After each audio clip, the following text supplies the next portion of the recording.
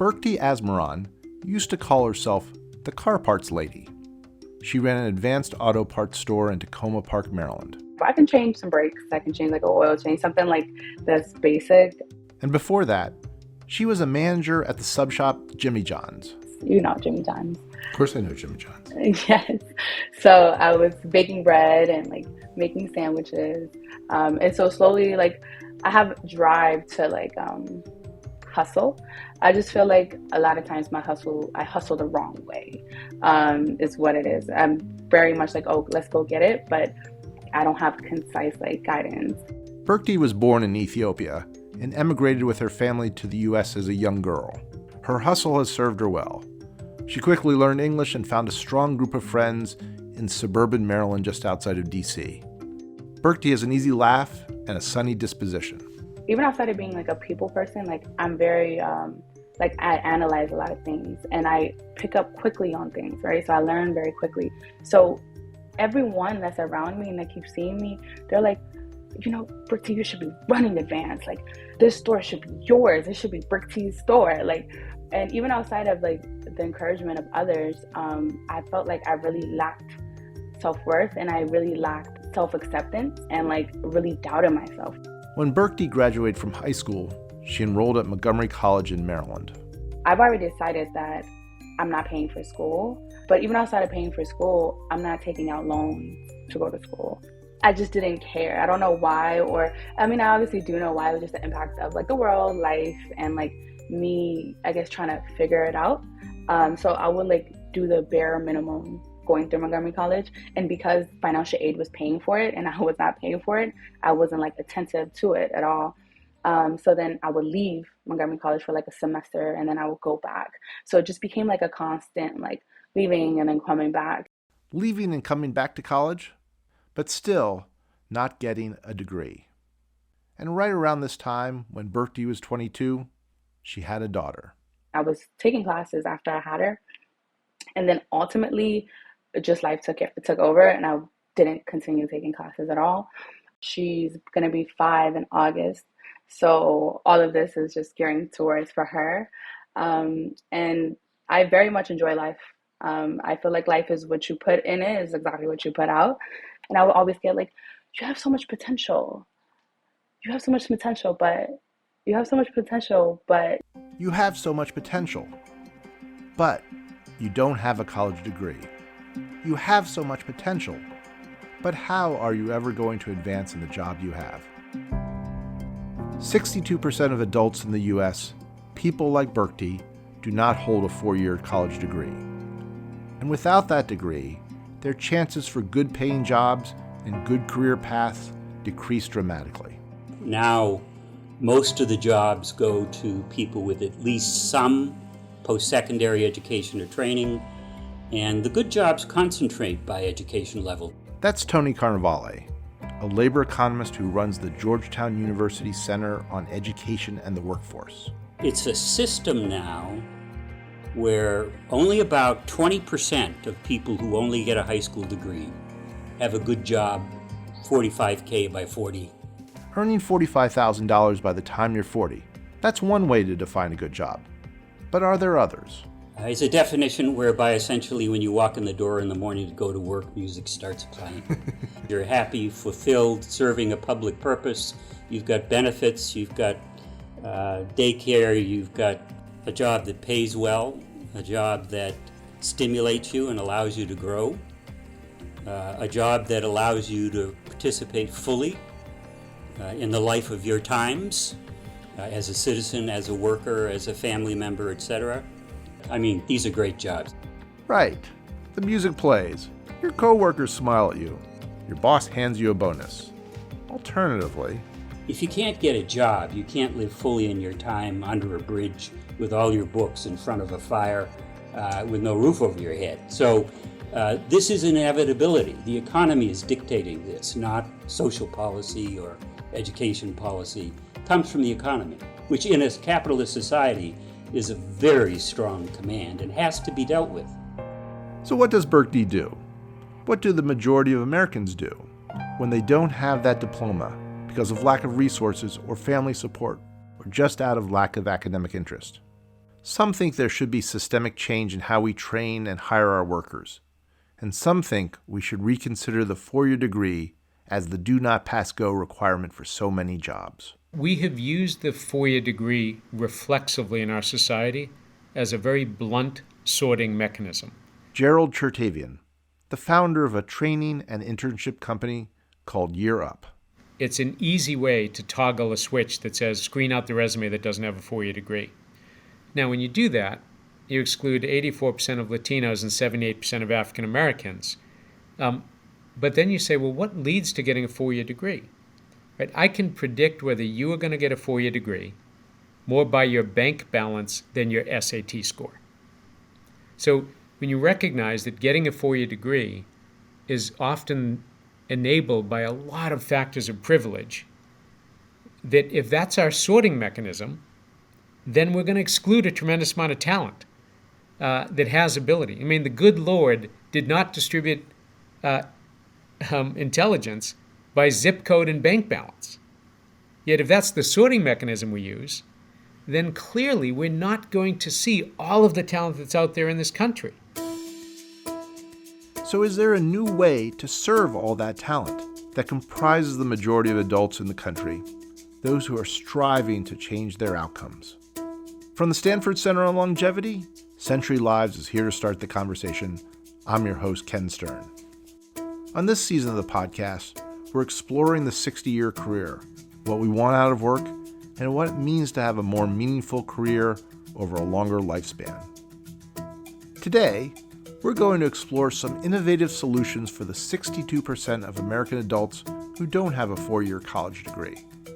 We'll hear about alternative pathways to success, training programs, apprenticeship programs, and internships that place underserved workers in good jobs. And we'll follow the story of Berkti Asbaran, who's now training with Year Up for a career as a software engineer. And to understand how the four-year degree became so central to the promise of a good job, let's take a quick trip down memory lane. Jesse is a friend. It's 1983. This compelling ballad by Rick Springfield topped the charts. Ronald Reagan was president, and the country was struggling to climb out of a recession. Here's Tony Carnevale. After 1983, the qualifications for work shifted dramatically, very fast in economic time, such that prior to 1983, prior to the 1980-81 double-dip recession, most good jobs that paid in current dollars at least $45K by age 40, let's say, those were for high school graduates, the vast majority of them. The old industrial economy, for those of you who remember it. But after that, the requirement for good jobs, and for jobs in general, shifted to post-secondary education, post-high school education. And happened very fast, caught the American public by surprise, but it happened, largely due to technology change and the supercharged force of global the growth in the global economy, which forced technology on economies, whether you liked it or not. So there was a shift in educational requirements. They were really a shift in skill requirements, but employers use education as a proxy for skill. So we shifted from a high school economy to a college economy and have been struggling to deal with that ever since. What the U.S. had lost by the millions were middle-skilled jobs that required some training but not a four-year degree. These were the kinds of jobs that supported the rise of a prosperous middle class after World War II. Middle-skilled jobs have been the victim of technology and globalization, as everybody knows, deindustrialization.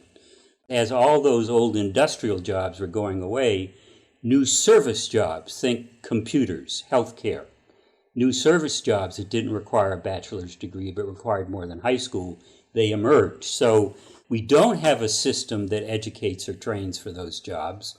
If we did, we'd be Switzerland or Germany or Finland.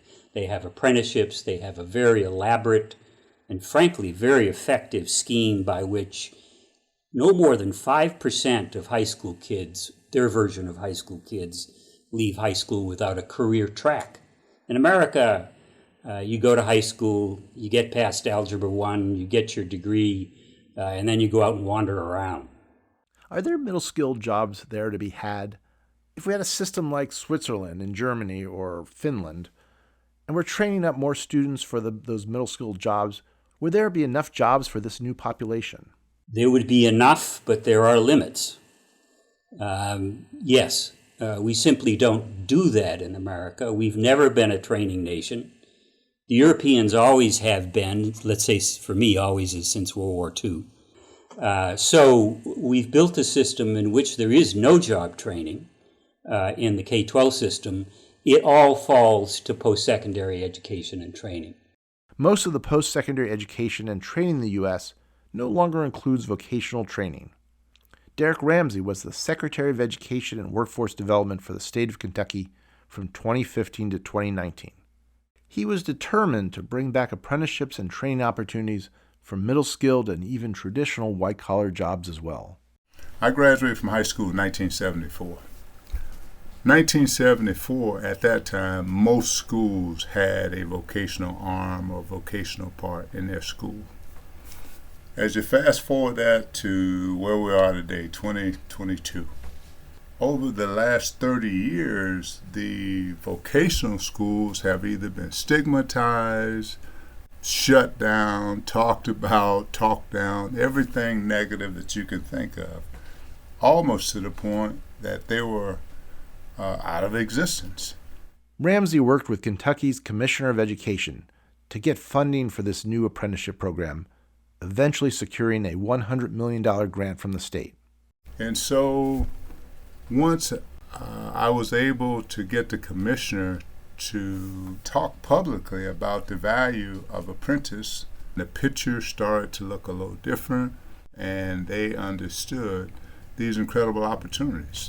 Ramsey eventually connected thousands of adults to apprenticeships, and some even to civil service jobs within government agencies across Kentucky.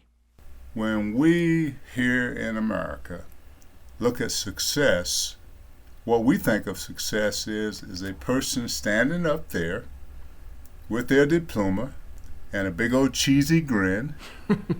This is what success looks like, right? Yep. Well, it isn't.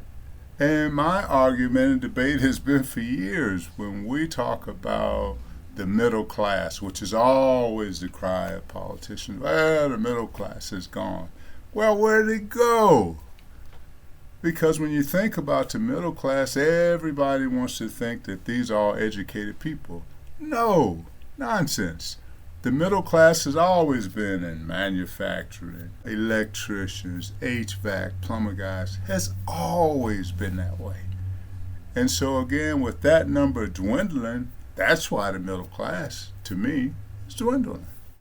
Other state leaders have looked at new ways to bolster the dwindling middle class and also add talent to their companies in a tight labor market. Larry Hogan, the governor of the state of Maryland, recently announced that he was dropping the 4-year college degree requirement for state jobs, and a handful of major employers in the U.S. are actively looking for skilled talent with or without degrees. And that brings us back to the story of 𝐂𝐤𝐬𝐬, a bright and capable woman just waiting to realize her potential. In 2021, she made a change. I finally decided, I was like, you know what? I'm going to take a leap of faith. I'm going to strive for me, and I'm just going to take this leap and like really apply myself to revolutionize my life. 𝐂𝐤𝐬 heard about the Year Up program from a friend, and she discovered applicants only need to have finished high school or have obtained a GED and show financial need. And then I read a little bit more about it, and I saw the different tracks that they have, and I'm like, I never seen a school that will pay you to learn. So it was literally a no-brainer. So with the frustrations of everything I just told you, and like me being determined, I was like, I should definitely like leap for sure. 𝐂𝐤𝐬 was accepted into the program. She started her classes in late 2021 in preparation for an internship that will begin in August of this year. It's definitely like it's a nervous feeling, but also if I don't, then there's like, it's either that or nothing else for me, if that makes sense. You know what I'm saying? Like it's either I'm going to apply myself and actually like, I not only for my peers or my daughter, or I need to prove it to myself, right? And for Birkdy, one of the most intimidating aspects of the program is realizing that she may soon be working alongside people who have 4-year degrees. I may present like this confident, like everything right now, right? But inside I feel a lot of jitters, butterflies, whatever we want to call it, like that feeling, like I'm sweating, okay? Like I'm sweating and no one would even know because you don't know what people are thinking, right? We don't know what people are thinking when, just like they don't know what I'm thinking when we're in this room and they have college degrees and I don't or whatever. But at the end of the day, I respect everyone and I respect whatever position they're in or whatever titles that they have and whatever degrees that they have, but I can do it too. The college degree, still a psychological stumbling block, even in a program designed to circumvent the need for a degree. We've conditioned a whole society to think that you are less than if you don't do the quote-unquote traditional thing, which is not traditional at all. Again, Gerald Chertavian. So it's not that everyone doesn't need post-secondary education. They do. And you should get your 4-year, your master's, your PhD as much as you can. But people need to get economic stability in order to get educational achievement. And so you've got to feed your belly before you feed your brain. And what's happening is the age of a college degree is moving up and up. The average age of a college degree is 26.5 in this country. And so what we need to do is promote multiple pathways, whether it's certificates, credentials, apprenticeships, yes, college, but we have to see them as relevant and valuable, not, oh, you didn't go to college the traditional way, you are somehow less than. But we have to recognize that people will get educated. It's just going to be done differently over longer periods of time. In the one-size-fits-all, 4-year, fixed-term residential experience is not going to educate the citizens of this country in the way we need to educate the citizens of this country. That's a cultural phenomenon that we have to adapt in America to recognize there are different pathways people will get the post-secondary educations they need to live productive lives, to earn good wages. That's a really important shift this country needs to make if we are to have an educated citizenry and get all people gaining access to opportunity in the country. Chertavian was inspired to start Year Up after his experience as a big brother to a 10-year-old boy in New York City in the 1980s. He spent every Saturday with him for 2 years during the height of the crack and AIDS epidemics. And at the end of those 2 years, it was so clear to me that his potential was fundamentally being limited by his zip code, the bank balance of his mother, the school system he attended, and the color of his skin. And it struck me that this is so wrong. We're wasting so much human capital in a country where we have no one to waste. And so at a pretty young age, I was, through the blessing of being a big brother and the proximity to what lack of opportunity looks like in this country, I was able to learn a pretty important truth about how this country actually operates and who has access to opportunity and who doesn't. So it reminds me a little bit of what Ann Richards said about one of the George Bushes. I can't remember which one she said it about, which was he was born on third base and thought he hit a triple. That he had a lot.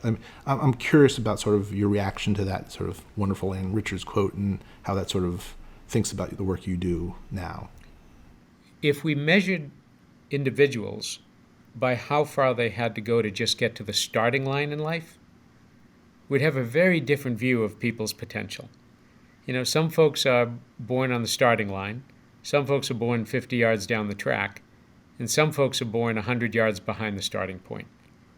And so, you know, it's not really where you start in life, it's where you finish.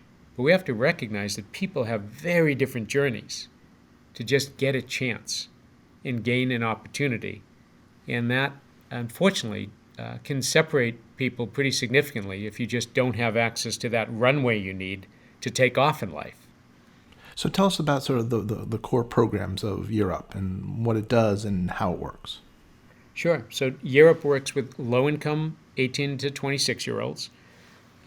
We provide them with somewhere between 3 to 6 months of really strong training in both hard and soft skills.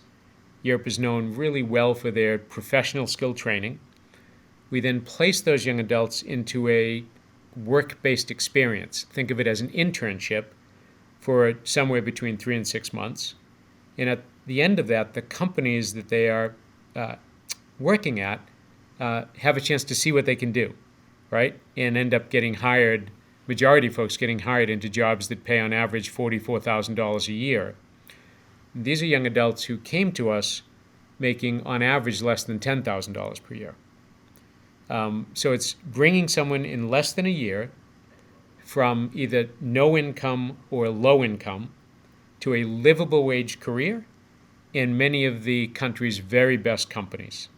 So we've placed thousands of young adults into JP Morgan, Bank of America, into Salesforce, Microsoft. So we work with the biggest and best companies in the country.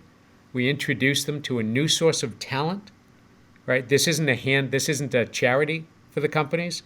It's a new source of talent that they haven't been able to operationalize before, and then provide them with a way to hire hundreds of young people into career jobs in technology, finance, could be good customer service jobs. We now place more low-income young adults of color into the Fortune 500 than pretty much any other institution in the United States of America. And the logistics of making that happen? Europe hires teachers to share specific knowledge of different software platforms like Salesforce, Microsoft, and Google Office Suite. And they teach soft skills, interpersonal skills. Here's 𝐂𝐞𝐧𝐭, the Director of Academics for Europe in Washington, D.C. I think there was an understanding that, soft skills, again, is the thing that can set a young person apart from, maybe someone their age, but who went through a 4-year, college degree and might not have, that type of training. There's this understanding that if we can train students in sort of the basic fundamental expectations of work while also demystifying what work looks like, particularly in a corporate or professional sense, right? Because we work with a lot of students where, they might not have that experience, or they haven't had that experience, or they don't have family members who have worked in that type of job. And so how do we demystify that? How do we make it so that they understand sort of these unspoken rules of, corporate life or professional life?